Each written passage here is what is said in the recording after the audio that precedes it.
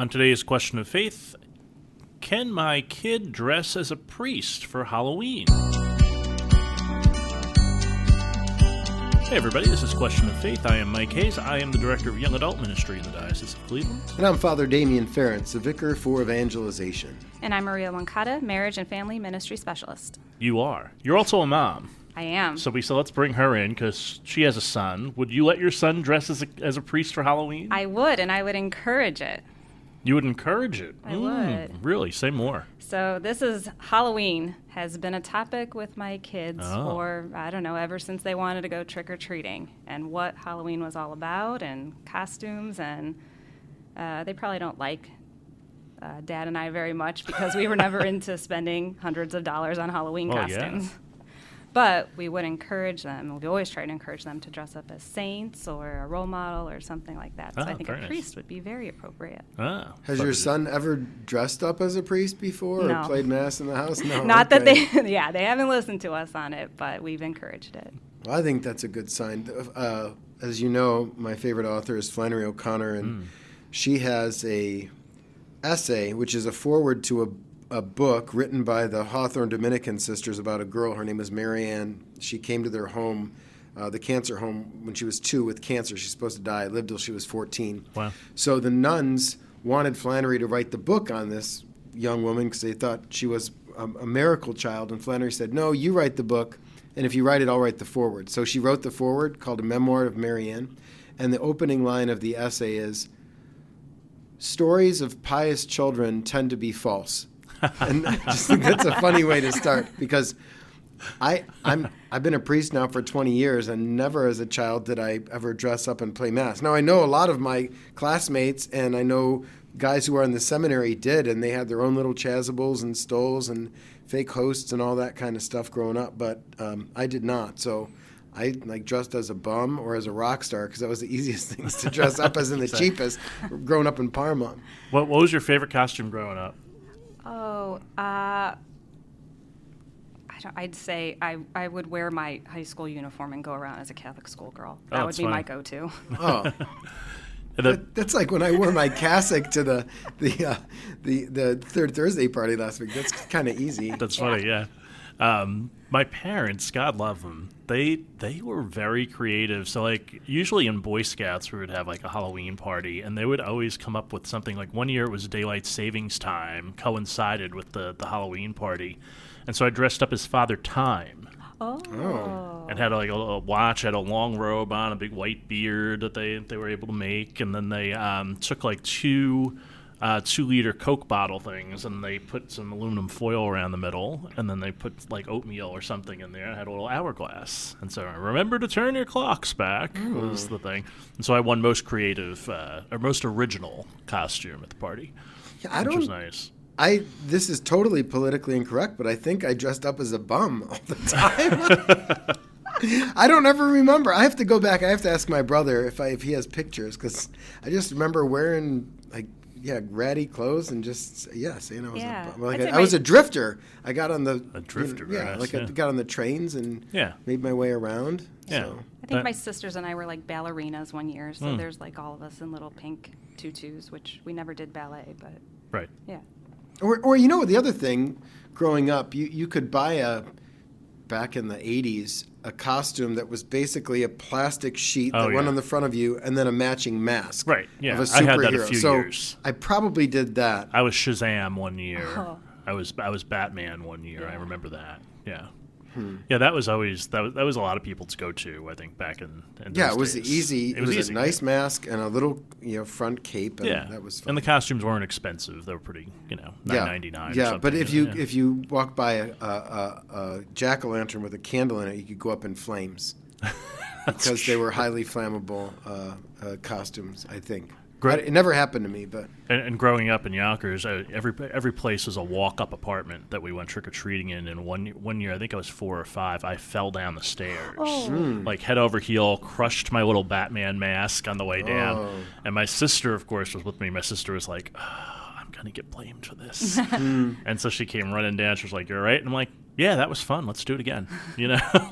More candy. Yeah, exactly. No, I literally, I think I tripped over the cape that I had. I think it got, tangled up with my feet or something, and down I went and just tumbled. I live at the seminary, and it's been tradition for a long time. Right at the Center for Pastoral Leadership, we have 2 seminaries. Mm-hmm. That's where the diaconate program is, lay ecclesial ministry, vocation office, all. But we also have a grade school called All Saints Grade School, and it's a tradition right around Halloween time that the whole school dresses up as saints, and they parade through our lunchroom while we sing, "Oh, When the Saints Go Marching In." Oh, very nice. And so we never did that at Incarnate Word, but I think that is popular. Maria, maybe you know more. You have younger children where they do dress up as saints more often than maybe we did in the 80s. My kid's school hasn't done it, but my niece goes to St. Sebastian, and on Halloween they do like a parade of them in their costumes, but I think they do tie it in with what All Hallows Eve is and All Saints Day, and it's really nice. Last year on Halloween it was nice out, so Phil had the idea that he blasted the Litany of Saints from our house as the kids were coming up for trick-or-treating. That's not very scary. That's welcoming. No, it's not. Yeah. And we ain't making this up when we say, you could dress up as a saint. Essentially that's what the holiday is. All Hallows Eve, also known as All Saints Eve, Halloween. You get E apostrophe E-N is kind of the thing. So Halloween became that.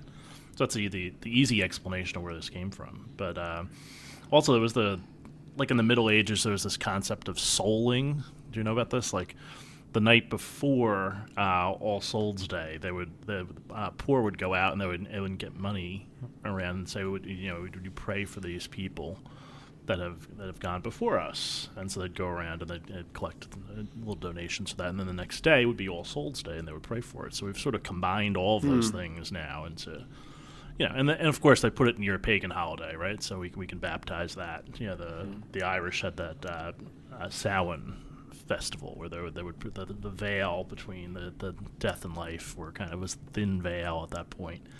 And so they would pray to all these people who had gone before. The dead, those who had gone before us were a little bit closer than they were before. And so there we go. When I was living in D.C., the Dominicans on All Hallows Eve would have a beautiful candlelit prayer service, and it was packed. You had to get there really early. And they would read from martyrologies, and you hear about saints you'd never heard of before, and then we'd process around with candles, and then afterwards they had like apple cider and cake. I did that twice. I think Mary Fugate, formerly Benino, was part of that too. It was a big thing when you were at Catholic U to go across the street to the Dominicans and celebrate that feast with them. And not that long ago, you and I went to, was it Mary Queen of Apostles? Actually, I think they based it on what the Dominicans did. Father Doug Brown did, because that's right. My first year back, I preached that one. Yeah, that's right. That was fun, and they had relics of all the saints that they had relics for, and they had that in the crypt. In the crypt, afterwards. Yeah, that's cool. And so we processed from was it evening prayer or night prayer? I guess that we had done beforehand. And then we processed over to the That's crypt. Right. That's and right. Prayed in front of the relics of the night, and then had cider and all other kinds of things afterwards. Yeah, it was nice. I think they based that on what the Dominicans do in D.C. I'm pretty sure. It was very cool. I bet you they're doing that again this year. We'll have to check. Yeah, we'll have to check. Yeah, I haven't seen anything yet. So, yep. So anyway, you don't have a problem with people dressing up as priests for Halloween, as long as it's tame. It's not like I don't know. I maybe I should. I mean, I'm a guy. Like I said, now I feel bad that I dressed up as a bum. How insensitive! Probably have to when I go to confession next. That's like one of my past. But I didn't know what I was doing. I was in Parma. That's right. No consent. No. Well, maybe consent, but not full knowledge. Yeah. No, I didn't know it. And it's not really grave matter. I would say, right? So it's certainly not a mortal sin. No, but it's kind of a funny thing to dress up as now that I think about it. Oh, well. But the good news is this is why you should never whitewash your history. This is why I'm so glad we hear about like Peter and Paul's foibles early on in their life, because you can look back and look at them and say, man, look what the Lord did with them, so he could do that with me too. So I'm not ashamed. I mean, I'll own it. I dressed as a bum for Halloween. You were a kid. It wasn't I was a kid, ill intent. Yeah. I mean, I mean, my parents had bigger fish to fry than worry about my Halloween outfit. And maybe someone put the idea in your head too. Said, "Oh, you should do this." Or maybe I went along with it. Maybe I was trying to dress up as something, and my brother said, "You look like a bum," and then that's what I thought. I don't know. I don't remember how it all happened. But your brother's older, right? Oh yeah. I'm the youngest in my whole family, so I took a lot of that. Anyways. That's great. So hopefully you've had a favorite Halloween costume that you could recall in your life, and think about what you're going to do this year. And what are your kids wearing this year? Do you know yet? Or? So I don't think my daughter's a freshman. I think she's not going to go trick or treating. I think she said she'll pass out the candy. My son will probably, I don't know, put on his lacrosse helmet and just run around to go get the candy. That's what I've been doing lately. I have a mask of Sully from Monsters Inc. That's become my go-to now. Yeah, I remember that. And I usually put some kind of jersey on. Whether this year I was Mike Ruzioni from the Miracle on Ice team in 1980, which got a lot of praise from people who remember that team. They were like, "Hey, that's great! Oh, that was a great team!" and started this whole conversation in our little celebration here. So that was fun. When you guys were young and you went trick or treating, do you remember bringing back your jack-o'-lantern container or your bag, and then having to lay out your candy so your parents could inspect it to make sure it wasn't poison? There wasn't a razor blade. No holes. Oh my gosh, that was terrifying. But I remember doing that. Yeah. I also remember one of our neighbors. I remember the last name. I won't say it here. But they would give us tracts because they were part of the little magazines to welcome you into their church that would critique things. So that was not trick things. We didn't like that house because we wanted candy, and they gave us literature about scripture, which now I would appreciate. But then I thought, come on, man, just give us some candy. But I loved candy as a kid. Yeah, me too. Yeah. I love candy now. You can. Yeah, I still do. Really? I like dark chocolate. But that's about all I really like. Never got the taste for it. Dark chocolate, yeah. Oh, I think I like strong flavors, like strong coffee, strong beer, strong. It goes with my personality, I suppose. Yeah, that's true. I don't know. But you'll like candy? You like it? Oh, sure, yeah, absolutely. I mean, I don't eat a lot of it. But I mean, a good Kit Kat bar is a good Kit Kat bar. It's fine. Maria, same. Well, I like Mally's chocolates. So Christmas, we get the good candy. Yeah. Yeah. Oh, do you like dark chocolate or milk chocolate? I like both. Yeah. Yeah. Sister Jane says dark chocolate's good for you. So whenever we have it together, I think, we don't feel bad about It's a vegetable. Comes from a bean. Yeah, just like a little bit of wine is good for your heart too. That's it. Coffee and dark chocolate, wine. Everything in moderation, including moderation. Except charity. Except charity. You can never be too charitable. That's right. Good point. Excellent. Thank you.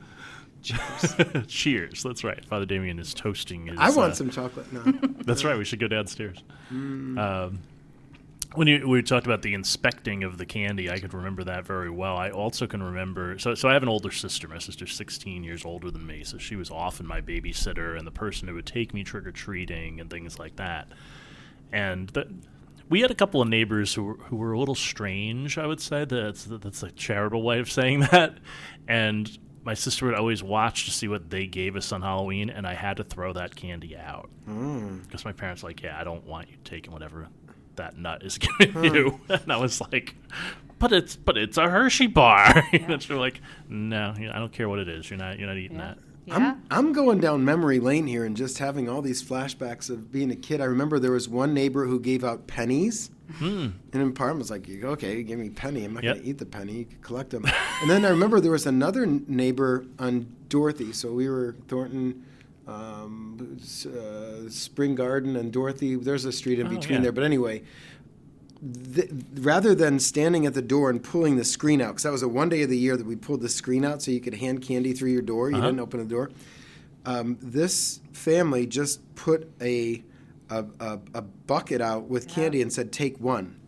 And that was right. not so given that we've passed out candy the past few years, there's a lot of houses that'll just put the bucket out and kids just grab how many.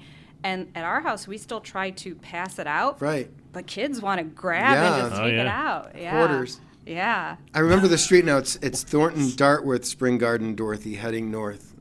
Anyway, I had to say that. You cracked me up at the hoarders line. Well, they are. They're a hoarder. They're like, give me, me. Just, receive it. Receive the gift. Come on. Don't you go to Catholic school? That's right. And wait until someone offers you something. You're not just entitled to this just because you showed up. I mean, you sort of are. But did you ever play a trick? No, that's a good question. I just thought of that too, because that would be hilarious. Because trick or treat, and everyone gives you a treat. But what if they actually tricked you? Well, usually it was if the house didn't give you a treat, then you had to play a trick. That was the idea. So we ran out of candy one year. and some woman was there with a kid, and she took the light bulb out in our hallway. Oh. Oh my God. Well, that's how you. Wait, really? That's because you were out of. I mean, it's like the confessional. The light's on if you have food, and if you don't, you're supposed to turn your light off and be done for the night. Yeah, but this was an apartment building. Oh. That's funny. She just unscrewed the light bulb in the hallway. We walked out in darkness. We're like, wait, what happened to the light bulb? And someone said, oh, yeah, that woman took it. You know, going back to Father Doug Brown's parish, Mary Queen of Peace, I think there they do trunk or treat. Yes. So everyone, a lot of places they pull in the parking lot, and then you just go from car to car, and you hand out candy that way. They say it's a safer way to do things, too. You don't, like when you go into someone's house, you don't know who's there, essentially, but you know everybody who's in the parking lot. And it's out in the open, and people can see, it's pretty good. Yeah, safety for kids, and especially different neighborhoods. Sure, yeah. And if it's your parish community, you know everybody in the parking lot for the most part, yeah. No offense to my brother, Father Eric Garris, but I feel like him today because my mind's all over the place. And when we were getting ready, we had our third Thursday party down in the basement, and the foundation hosted it. So I was in Parma last Thursday morning. I went to Chupa's, got some dip and got some chips, and they had just bags of lettuce for $1 that you could buy, fresh local lettuce. When I was a kid, I would never buy a bag of lettuce, but I did, and I just ate it straight out of the bag. So it shows my growth and maturity, at least in terms of nutrition, that now I desire like healthy foods. I don't think I'd ever hand out lettuce to people for Halloween, but the fact that I was just eating lettuce, I was gonna say your house would be egged by the time we get no back. kidding. Toilet paper and eggs. They pass out lettuce. Yeah, unless we dipped it in chocolate. All right, now honesty. Did you ever do any mischievous things like that, like egging a house or toilet papering a house? That's between me and my confessor. Okay. Yeah. I have gotten hit with an egg once after a Halloween party in the back of the leg, but I don't think I ever did any kind of mischief like that. Maybe, possibly. We'll keep it between our confessors and leave it alone. Things for the internal form and external form. Exactly. All right, so let's take a look at our church. We thought we would go to St. Clement's Church in Lakewood this week, and Father John Klebo is presently the administrator there, correct? That's true. Yeah, it's one of 4 parishes in Lakewood. That one is on not Madison Avenue, is it? It is on Madison. Yeah, it's on Madison Avenue. Father Deo Gracias Reunini, who is the parochial vicar out at St. Mary in Avon and Holy Trinity in Avon, formerly was the chaplain of Fairview Hospital, so he still lives at that rectory there, for now anyway. Right. And he's also the chaplain at Elyria Catholic High School. But we've been there for a few events. Yeah, it was one Always of the 4 very welcoming. Yeah, it was one of the 4 churches that we did on our little Lakewood church walk last year. They were one of the first 9 Nights parishes that we went to. Yeah.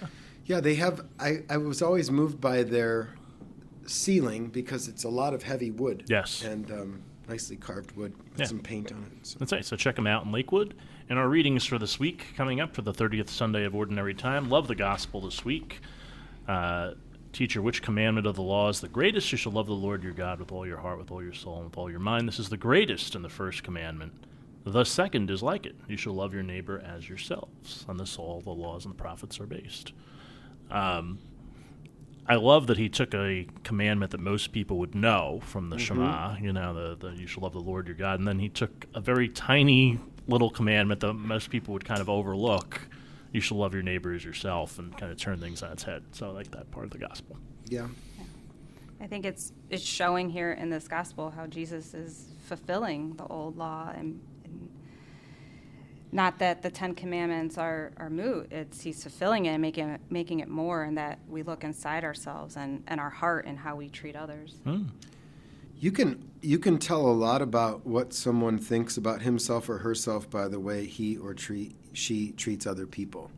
And so I think, again, now that I'm eating lettuce and not candy, in my older age, I'm recognizing that when someone is really mean or angry or uncharitable, they really are probably having a hard time even liking themselves. And because they don't even love who they are, it's hard to love anyone else because they probably don't even think they're loved by God.